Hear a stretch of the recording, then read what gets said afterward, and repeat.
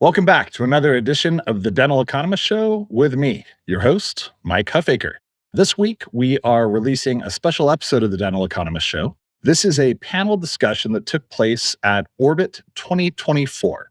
Orbit is the Planet DDS annual leadership and user conference, and it is filled with a multitude of educational tracks on product, operations, leadership, and filled with a lot of great folks, our customers that use Denticon, Cloud9, Apteryx, and Legwork products. This year, we had a panel discussion. The topic was best practices for operational excellence.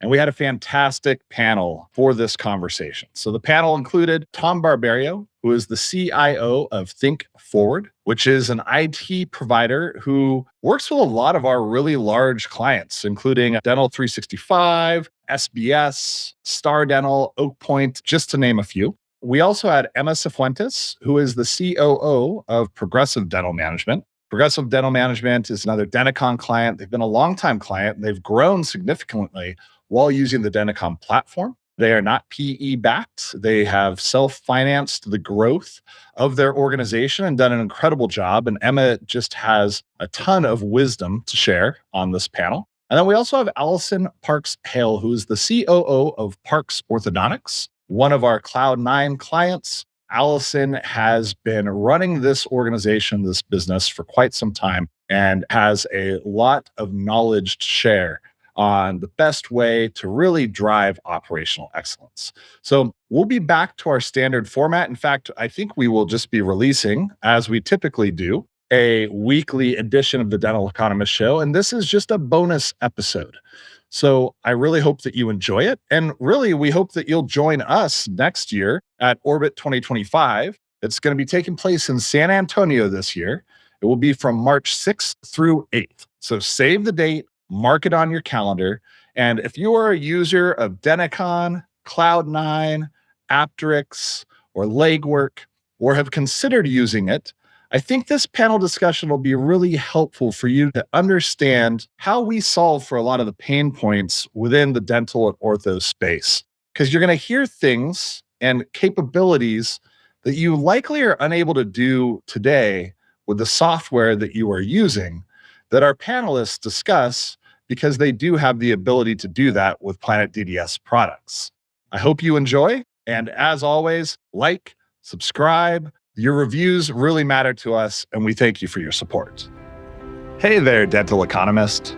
If you're a dentist owner or a leader within a dental business thinking about growing production, case acceptance, patient and staff satisfaction, positive outcomes, and everything else that comes with running a dental business, then you're a dental economist, and you've come to the right place.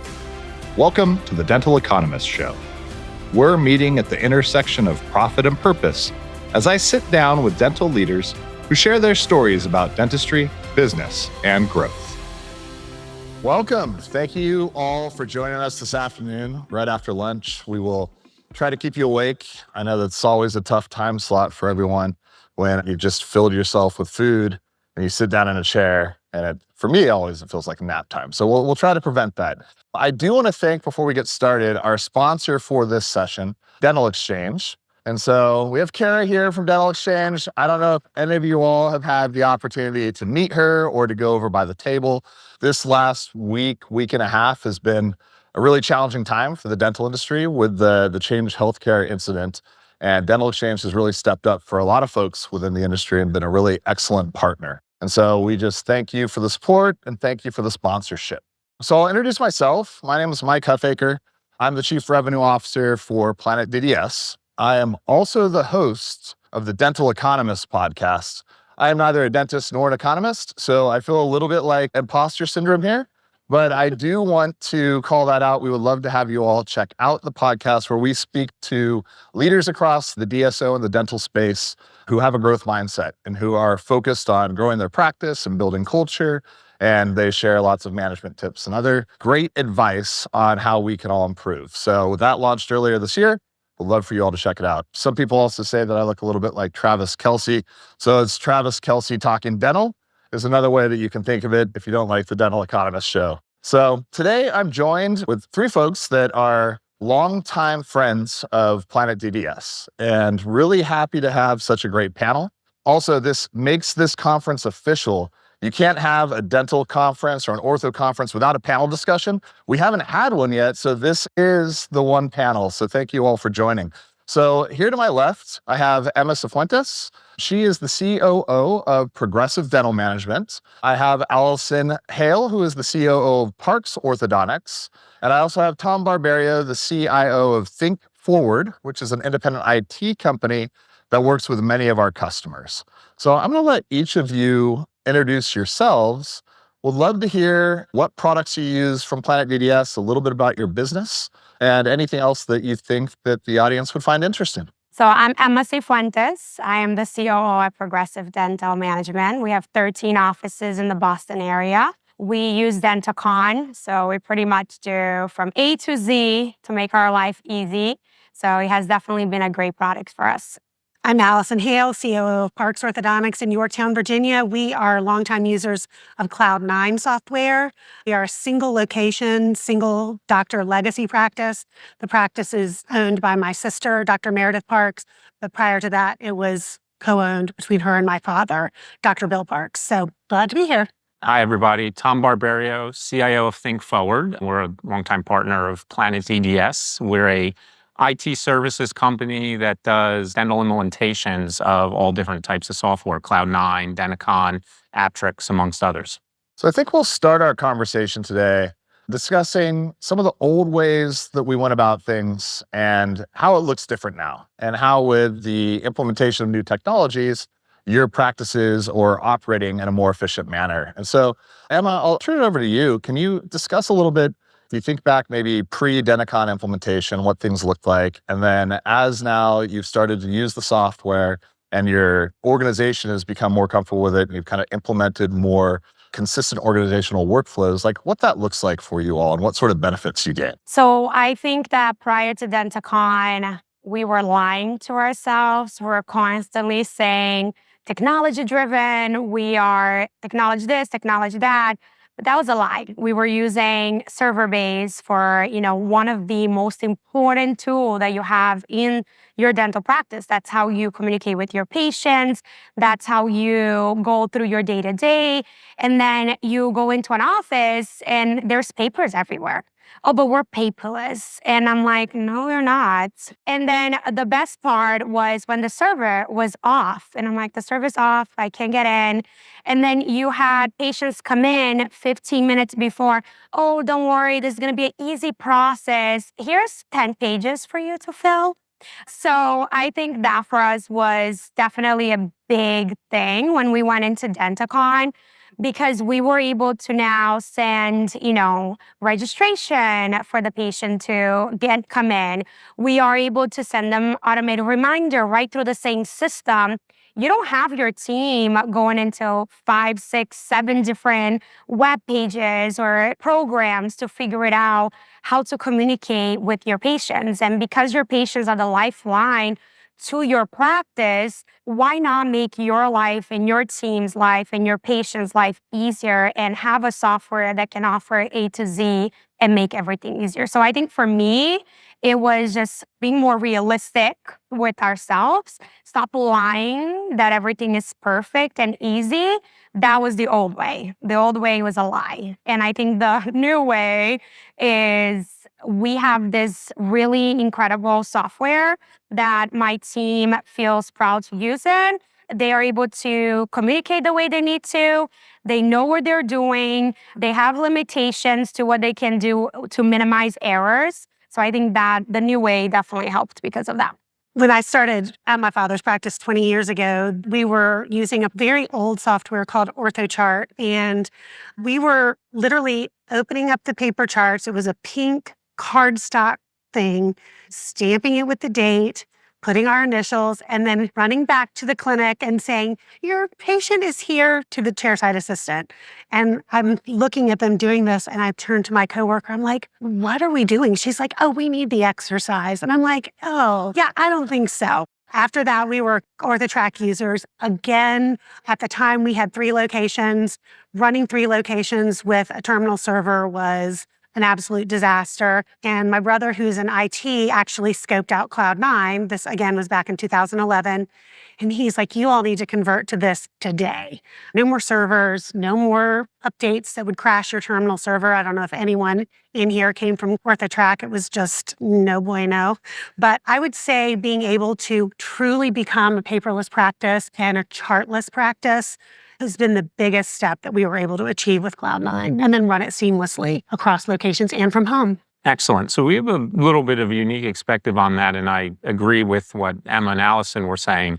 Some of you may remember, some of your colleagues may have been in medical back in the day. Historically, dental has been an underinvested market when it comes to technology. So the age-old adage is, well, if it's not working, what do? Hire another person, right? So that's kind of something that we see on a regular basis of people saying, well, I have a problem. The only way to fix it is manpower. That's not really the world we live in today. The world we live in today is that there's technologies that are available to be able to push that forward as well as doing that. Now, however, what we tend to see, technology has to catch up with practice, right? So the old way of doing things, you may have a process in your practices, or as your group is growing, if you have multiple practices that may have worked when you had 1, 2, 3, 4, 5 practices. But now sometimes we'll see customers that say, hey, that process that I did on 5 practices, now that I have 100, that's not sustainable.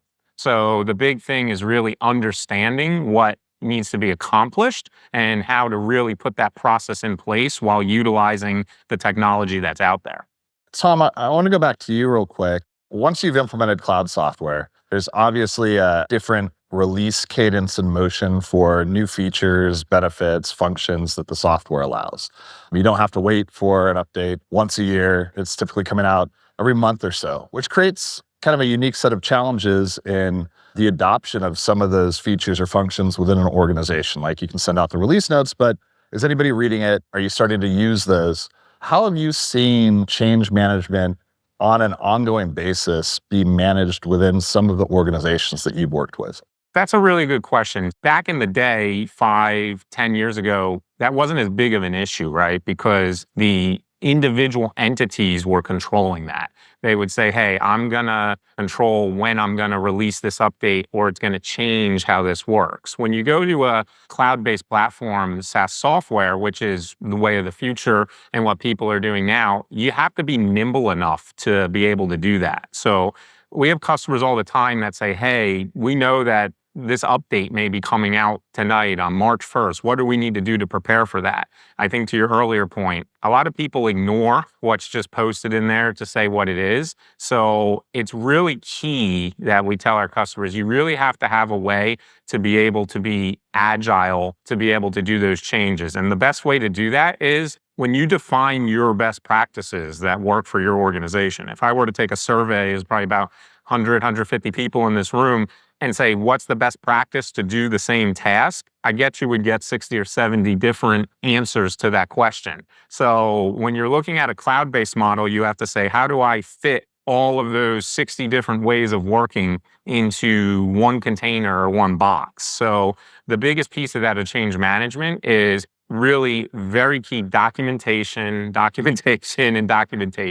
You have to stay tried and true to your process that works for your business, and then wrap the technology around that to make your processes doing that. Now, on the converse of that, there's times where as things change, you may have to be open to slightly altering that process to work with, newer updates or newer way of doing things. And that's sometimes hard because people don't like change, especially how many times someone turns on their computer and people say, oh, my icon moved 1 inch to the left on the monitor, and now that ruins Mary at the front desk day for a week because of that, right? Happens all the time. So I would say you really have to just preach that change is good, it'll work, and really stay true to the process. You guys have a similar process. I know you like to use the breadth of the software as much as you can. You kind of stay very knowledgeable about what the software offers and what it does. How do you decide when there's like something new that is interesting enough to make you go through all that change management versus like, oh, well, maybe that's just not important to us? Do you kind of go through that thought process as new releases come out? Yeah, I think the biggest thing for us is, Tom has said, you want to stay true to your SOPs. You want to make sure that you are also staying true to what you're constantly telling your team members. If you're preaching A and you're doing D, it's not going to get very far. So I think for us, the biggest thing when the new releases come out, is that going to make it easier? Is that going to create chaos for the team members? And even if it's good change, nobody likes change. So I think that the moment you say, this is new, people freak out. And then I'm like, okay, so I'm not going to say new anymore because apparently that is just a bomb ready to explode. And I'm like, no, it's not going to happen. So what I do now is we just say, to make it easier, we decided to implement this new enhancement that came out into the system. So it's not new. It's not something that it's going to be hard. It is a new implementation to make it easier to a process that you are already doing. And I think that's what we kind of look for. And then one of the things about any new release, it is so much better than it was before. But regardless, people are like, oh, again? You're going to change the way that the icons are looking. You're going to change this. What's the point? The point is somebody came up with this idea. There was some sort of structure behind this. Why don't we look at it in a positive way?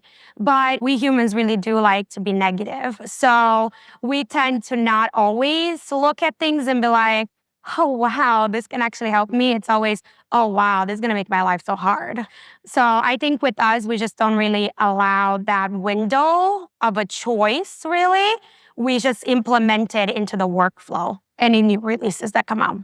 Totally echo that. My team knows that when I come to a meeting like this, that the Monday I get home, it's going to be like, guess what, guys? This is what we're doing now. So I will say I've prepped them very well over the years. So when I'm away at a meeting, I will come back with 1,000 new ideas and they just have to go with the flow. But reading through those release notes is definitely my job. And then from there, I take, okay, what applies to financial? What applies to clinical? And then I go to those leads and walk through it with them. Most of the time, they're like, great, we've been waiting for that, or that's so exciting. So I think really, if you're not reading those release notes, when you get that little thing that pops up in Cloud9 that says, there's a new version of Cloud9 available, would you like to read the release notes? Do it. Read them. Absolutely. Tom, what are some of the new technologies that people might not know about that are starting to become more widely implemented in the industry that does cool stuff?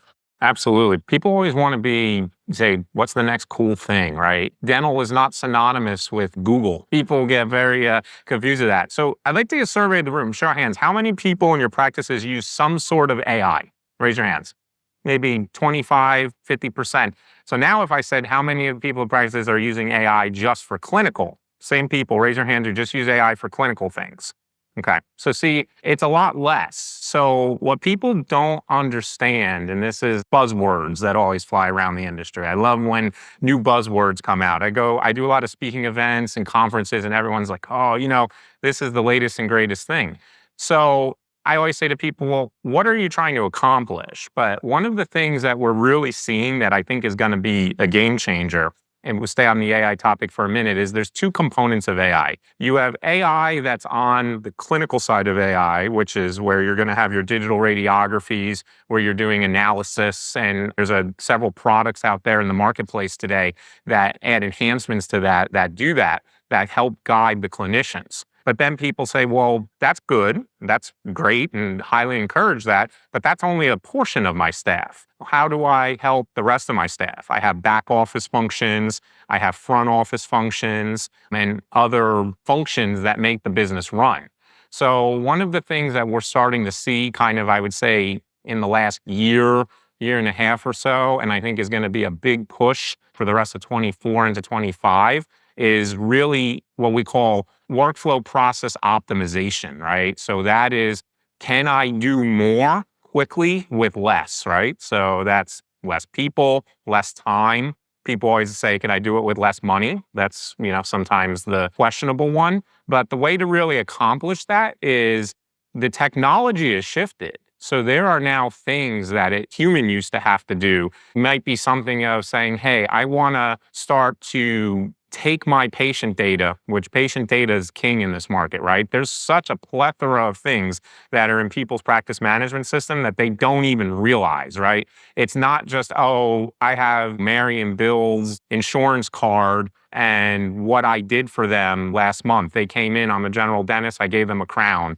Or, I'm a specialist and they had to have an extraction because, maybe I had to send them over to the endodontist or the periodontist. There's now key elements in that data that can be mined. You hear about data mining, saying you have all these potential customers in this database, right? It's not just someone coming in for their regular routine maintenance and checkups. And the technology stack of smart computing and what they call generative AI, another buzzword that's out there, really now can start to analyze that data and start to spit out returns to say, hey, you haven't seen this type of patient, or you only do this much of these types of procedures and things like that. And those technologies can really automate some of that front office stuff, particularly around recall, patient treatment, and patient planning, right? Something that used to only be a manual process that you had to constantly be refreshing and looking at now can be more automated. Now, this doesn't necessarily replace somebody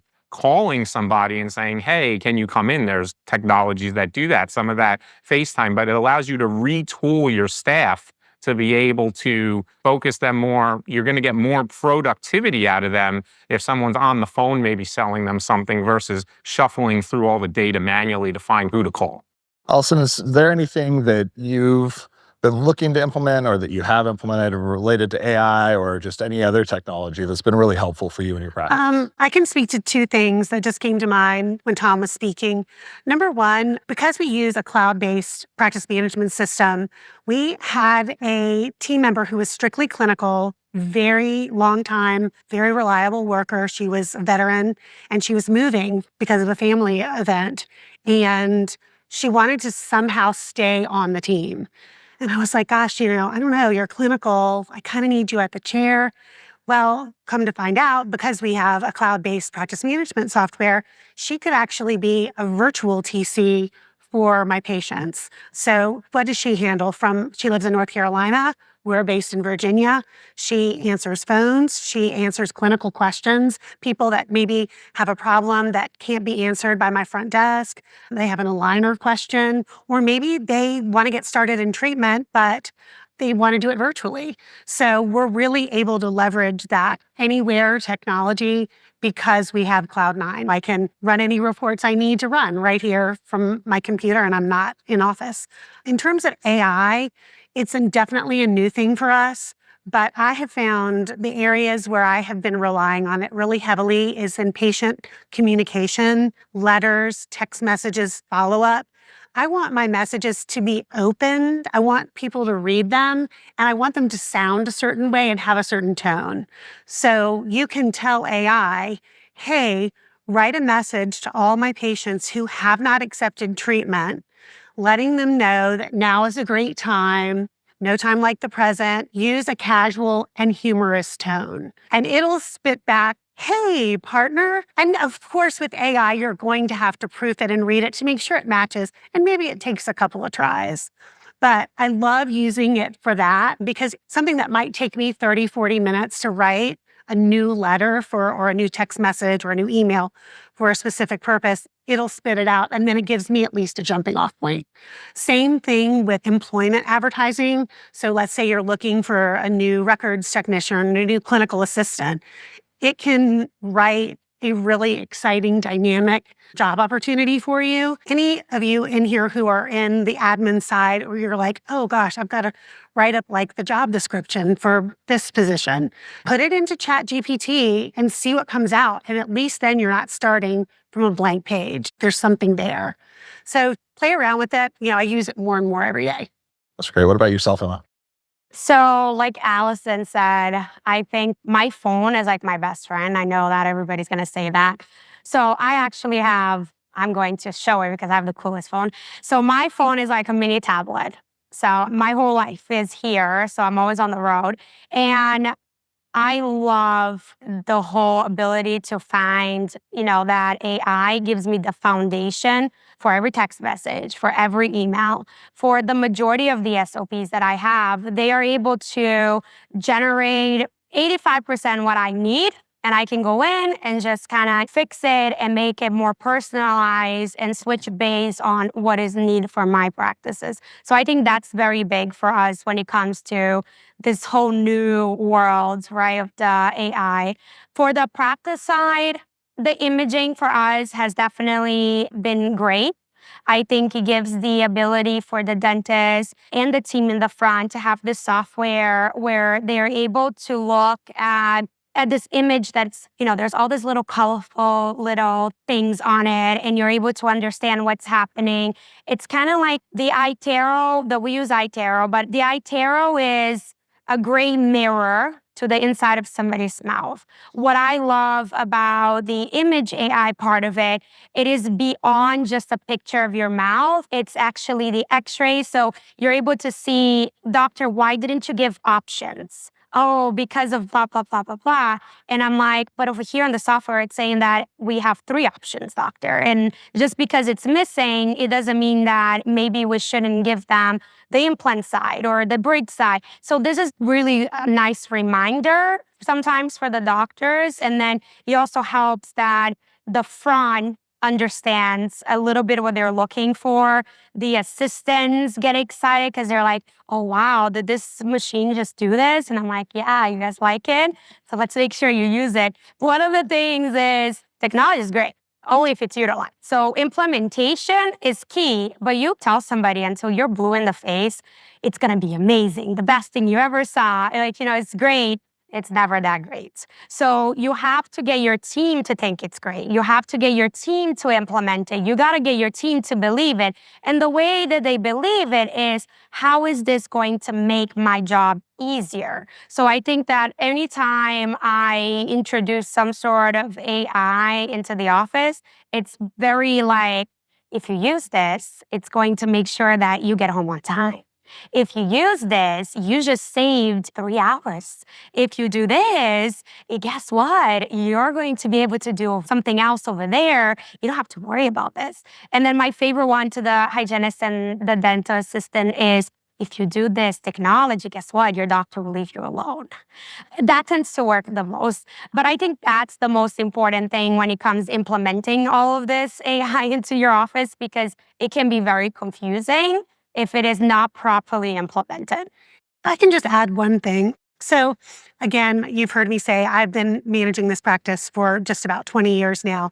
And when we would go into retreats or team meetings where I was always like the teacher, the one at the front with the screen and the PowerPoint, sort of telling everyone in the practice, here's what we're going to do. Here's the new exciting thing. Here's what's coming down the pipeline. And I want to tell you, this happened to me about a month ago. I decided to do a team retreat, but I was a little bit short on time. So I was like, oh, how can I do this and make sure that it's a good use of everyone's time? I don't have time to do a PowerPoint for this one, but there's some things we need to get done. So I decided, I had a chart paper, white chart, colored markers, and I literally asked my team, I'm like, what are we doing great? And wrote it down. What are our areas where we need to improve? And started writing those down. And literally by the end of this 2-hour session, they were so energized because all of this information came from them. It didn't come from me, for one. So I wasn't the one standing up there telling everyone what to do. And then we went on from there and assigned a task to someone different in the practice who was going to then implement it. So if you are a practice manager or a doctor or a lead, you don't always have to be the one to initiate the change. Getting your team's buy-in is as easy as asking them, hey, what do you think we could do better? And beyond that, how could we do it better? And hey, don't you want to help me? So just a little tip as we were talking about implementation. I would want to add in, the buy-in is key. If you don't have the buy-in, from the people that are using the technology or using the products on a daily basis. You can be the coolest thing out there, and if the staff isn't going to use it, it's going to be a device that's going to collect dust, and it's going to give everybody a headache. I can't tell you how many times we go into customers that say, hey, we want a new solution, or we want to do this upgrade, or whatever it is. If the doctor doesn't buy in and the support staff doesn't buy in, you could have the best intentions in the world, but they're the ones who are doing it 8 hours a day. So if you don't have them excited and on board with it, now you're never going to get everybody on board. You're always going to have someone change scares people. But to have the majority of them on board makes those the most successful change and implementation we normally see. I think we just heard a lot of good things there. Emma makes sure to explain the why it's important, what the outcome is going to be. And Allison has hacked the ability to make it where it seems like it is your team's idea for all of the new things that you're looking to implement, which is also brilliant. So I love that. I'm going to go back to you, Emma, about kind of measuring what matters. What does matter in your practice? What are the KPIs that you're looking at, that you're keeping front and center? How is that different from what matters to you versus what each individual practice needs to keep their focus on? So I think that every office should absolutely be tracking where the patients are coming from, how many new patients you have. Because new patients, as all of us know, they're always very welcomed, but they are opportunities. So the more new patient, the more opportunities you have. But then I think that a lot of offices always talk about, oh, hygiene is great, but not everybody tracks it to the point where is the retention? Why is there a retention there? So I think all of the offices do track their new patients.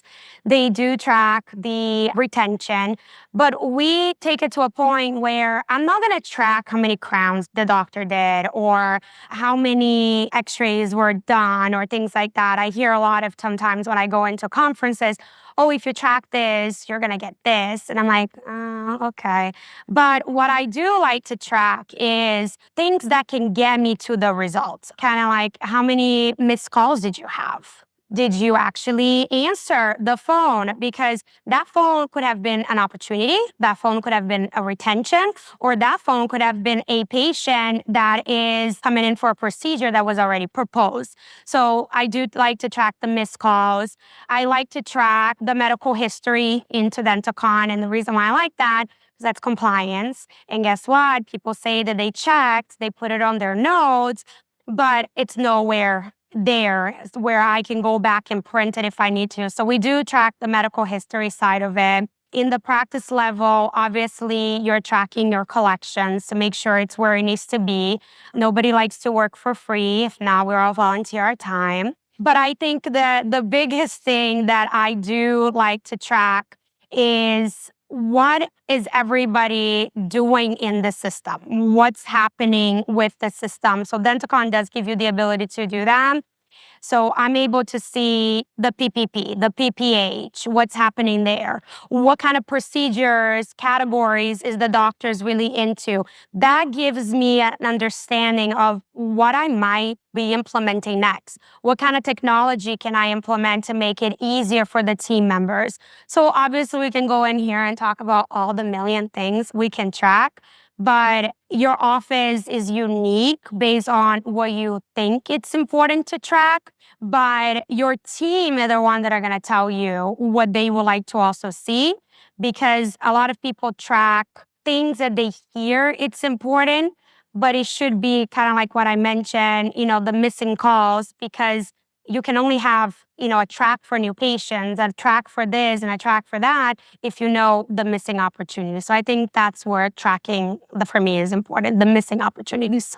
We are really lucky as Cloud9 users to have a great reporting system. And if data miner scares you, just don't be scared. It's really awesome once you dig in and figure out what checkboxes and what filters to put on there. And the Cloud9 support guys are super helpful if you have sort of a fear of data miner. But I do love the reporting in Cloud9 and some of the things that we are looking at on a daily basis. We have a great integration with Gauge.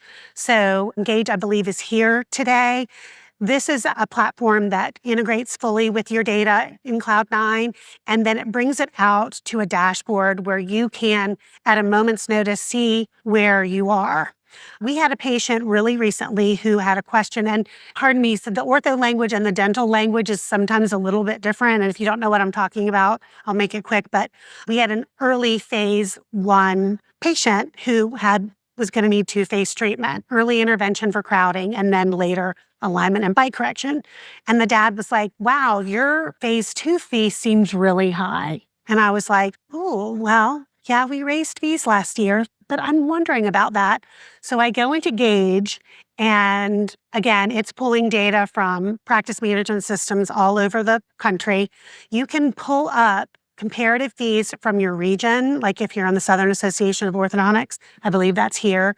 You can do US, and I could see what everyone else's, like the aggregate phase 2 fee was. And I was like, hey, my fee's right on target. So I didn't feel bad. I really had forgotten that I could drill down into that information. So not only is it giving you production and collections, which is critical in ortho, your AR, it's giving you your new patient conversion stats. It'll also give you your origin of starts. Where are these people scheduling from? It also lets you know, hey, is your OBS program healthy? Are you seeing enough observation patients? Are they just going into OBS and then going into a black hole? I mean, these people have to be called to follow up. So that is a really great integration that Cloud9 has with Gauge. And again, their reporting within is awesome. But then if you really are a visual person and you want to see like that graph of where your production collections and then how it compares to other doctors in your region or even nationwide, it's right there. So go see Gauge and know that it's great. Tom, for the groups that you work with, and I don't know how heavy you get into the reporting or KPIs piece, are there any best practices or recommendations that you guys guide? There is. What we've seen more recently is that nowadays you're getting organizations that are multi-specialty organizations. So this is where you really get into where data is king, right? If we've heard that, people say that all the time, because now if you're a dental DSO that may have X amount of offices of general dentistry, but maybe you have some ortho mixed in there, and now you're hiring specialists. Maybe they travel around, or you have specialty offices. One of the biggest questions I would say we usually get in the industry is, how do I merge all that data together, right? Because we just saw a perfect example of this here. They have two probably very distinct business models, right? You've got an ortho business model as a standalone large solo office, and you've got a group that's doing general dentistry and dentistry. Now, let's say there's people out here who have a group who may be doing both, right? So how do you make A and B marry together? So the biggest challenge, I would say, is making sure that you start to standardize, because at the top level, what people want to see is they want to see standardization. But that's difficult when you have two different sets of data, because it's an apple and an orange sometimes, right? So we really try to work with clients and customers to say, okay, what kind of metrics do you really need to see? And in best practices, there's typically always has something to do with finances, collections, revenue, something to do with patient satisfaction. That's a big thing, right? How satisfied are those patients that you're seeing? And utilization. Utilization is key, especially that's become more of a, I would say, post-pandemic thing that we've started to see. I know people get tired of talking about that, and it's already been 3-4 years ago, but that's actually really important, because prior to COVID, we used to have customers that would say, well, how can I maximize chair time, or how much chair time am I using, especially in a multi-location or multi-specialty? Now, kind of post-COVID, I think probably everybody in here has some sort of a staffing shortage of clinicians, providers, things like that, maybe more regionalized. So that utilization data is very important to the decision makers of the organization to understand where they need to invest, or where they may be over-investing or under-investing. Allison, you weren't always on Cloud9, and you had come from a server-based solution previously, and you continually update and upgrade your practice. How do you know when it's time to invest in a new technology? That's a really great question. I think it comes down to pain. where is the pain point? So I'm really lucky in what I do that I'm able to focus really on the growth of the business, and I'm not as much bogged down with like daily tasks. There are some, but I really can focus on like what's going on in the clinic. Where are they experiencing some difficulties? What's going on there? And more recently with insurance, that's a huge pain point for ortho. I mean, we're trying to sell up to $7,000, $8,000 case, and we really need to know what those benefits are that day. If we have to do a pre-auth or send them away without a full understanding of their benefits, I mean, we can probably kiss that case goodbye. So I think it comes down to what are the pain points with my team. Post-COVID, it was communication. We were very lucky that we had implemented another Cloud9 integration with Rhinogram to text, and that saved us during COVID. We could send out all kinds of communications with our patients. We weren't open, but we were still interacting with them. And that whole digital process of, do you want to fill out 8, 9, 10 pages of patient information when you go to your doctor's office? Nowadays, if they give you that, you are like, come on. So integrations with intake paperwork, that became a pain point for us. People weren't doing it. So we had to find an option that was easy for them, looked good, patient-facing. So that's really what I use. Like, where are we feeling it? And then I'm like, okay, we need to find another solution or bug Cloud9 to get it for us.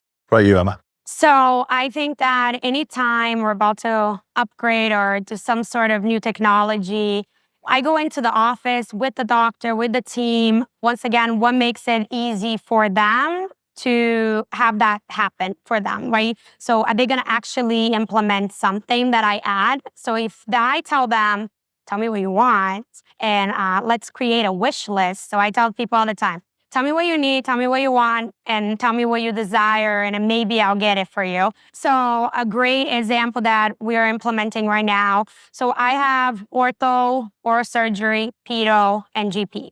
I really love when I can implement something everywhere. So that way I can actually have data. Because in the end of the day, you can be doing great, but if you don't know your scoreboard, you don't really know how great you're doing, right? It's a feeling. And feelings, I checked, the bank does not accept it. It needs to equate to something. So we just implemented something super cool, all the practice. It's called Smart Chairs. So it is pretty much a sensor on your chair, and I can see how many patients are sitting on your chair, how long they've been in your chair, why are they there, and it gives me a sense of here is the amount of patients I'm actually seeing per chair.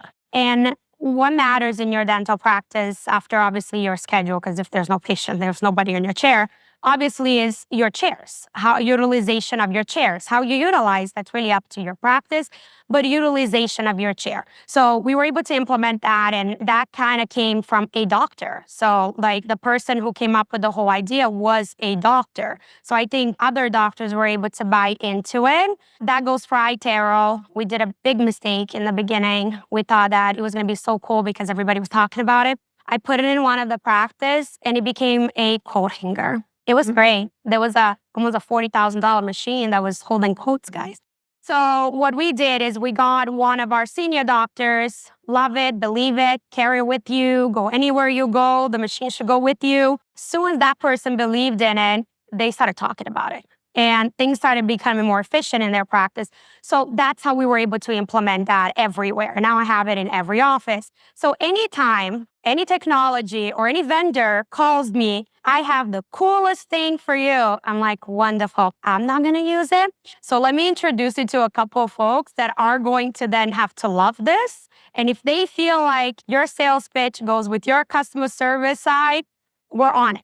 Tell me how much it is and we're going to figure it out. But I think that's the choice. It has to come from the office. It has to come from the people that are going to be there 9, 8 hours. And I tell people all the time, this is your home in the end of the day. You spend more time at work than you spend at home. So how is it that I am going to make a choice for them and not allow them to have some sort of say on it? So I prefer to have a say on it and maybe they can make the choice for it. So I think that's how we implement everything. Tom, with clients that you work with, I know you work with a lot of multi-location groups. When you think of like the pain points or the impetus for somebody to decide to implement a new technology like Denticon or anything that is, it's always complex with a group of that size. In fact, when we lose deals at Planet DDS, the number one reason that we lose a deal is inertia. Somebody just decided not to do anything. It's not lost to a competitor or went to somebody else.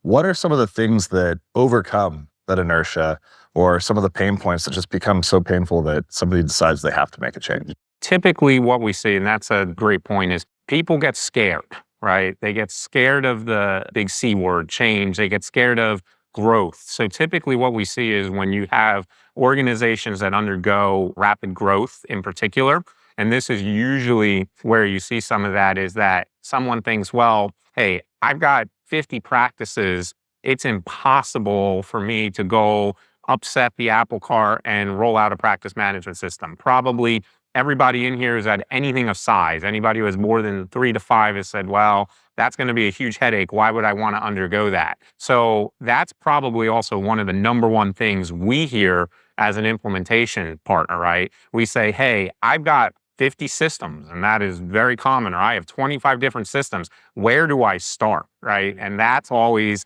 the key. So one of the very, very first things we do when we get approached at an opportunity like that, or someone asks us where we start, we say, what is your end game? And 9 out of 10 times, the end game is we want to be more efficient, we want to be on a unified platform, and we want to get all this legacy stuff out, because legacy stuff costs money, it breaks down, it's cumbersome, you could go on and on all day. But the people who are the decision makers sometimes, best intentions of saying, hey, this is the right platform for you. So it kind of goes back, and I think the sentiment's been echoed a couple times up here, is it really goes back to the buy-in. You've got to get the buy-in. So what I tell people is, you have 3 different types of users typically in these types of scenarios. When you're looking at a Denticon, a Cloud9, an Aptrix, you have your clinical people, you have your back office people, and you've got your front office people, right? And then sometimes we'll say you have your executive level if it's a management type of company. You have to put a committee together at the beginning, show them how it's going to make their life easier, it is going to do that, and how standardization is going to help them. People are going to kick and scream at the beginning, but the sooner sometimes you rip off the Band-Aid, the better. And it's never too late. One of the big things too that we actually see is maybe someone's adopted the technology when they were smaller. I get calls probably 4 or 5 times a month at least where someone says, hey, we implemented Denticon when we had 5 practices. Now I've got 35, or now I've got 80. So what can I do different? And it was like, hey, we did this 7 years ago, and there was features and things that you had to do that might be cumbersome 7 years ago because that was the way the software was built. And now it works completely different. So there is options and ways that you can kind of do redeployment or changes to things to help make it more efficient as you grow. Growth is usually the number one factor that drives change, because nobody just randomly comes in one day and says, you know what, I want to switch the practice management system, which is the lifeblood of the company. Anyone who does that, they just walk out the door, right? It's always got to be a factor that there's a pain point of something that you can't do in your daily job that drive that type of initiative. Great. So we do want to leave a few minutes for questions, but one last question before we take any questions from the audience. Emma, we were talking earlier, and you mentioned that one of the reasons that you ultimately ended up purchasing Denticon was due to RCM capabilities. And that's something that we hear often, is that the ability of the software to facilitate the efforts of an RCM team is one of the strengths. Can you talk a little bit about what within Denticon allows your team to be more effective as it relates to RCM? So I think that prior to even switching to Denticon, just like Tom said, who wants to switch anything? And everybody has the same reason. It's always want to grow and expand, all that. For me, it was, how do I make this as efficient as possible? So every software you look at, they're very clinical based. It's very clinician, and that's great. But if you think about it, your doctor needs a chart, and he needs to make sure that there's a place to do notes.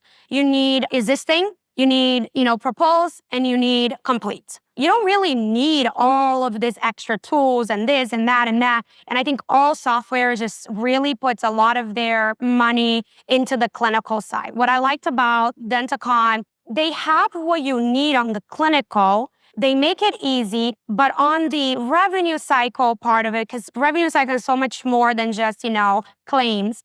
There is the payment plan. There is the connection into the portal where patients can pay right through the portal.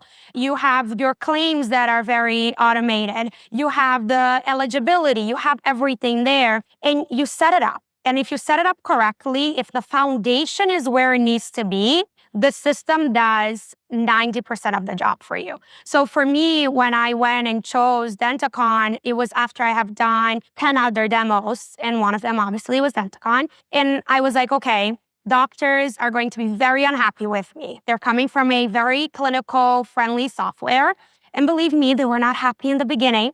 But when they noticed that all the write-offs, the adjustments, the frequencies, the patient statements were actually going, it wasn't a human pushing that little button, it was all very automated, they were like, this is why you did it. I'm like, yes, that's why you did it. So this for me was the absolutely biggest decision we had to make, because we have not one office, but it was definitely the right decision. We really appreciate everybody joining today. Thank you for coming to Orbit, and it's been so great to meet so many of you. Have a great rest of your afternoon. We'll look forward to seeing you all at the party dressed up. Can't wait. Thank you. Thank you.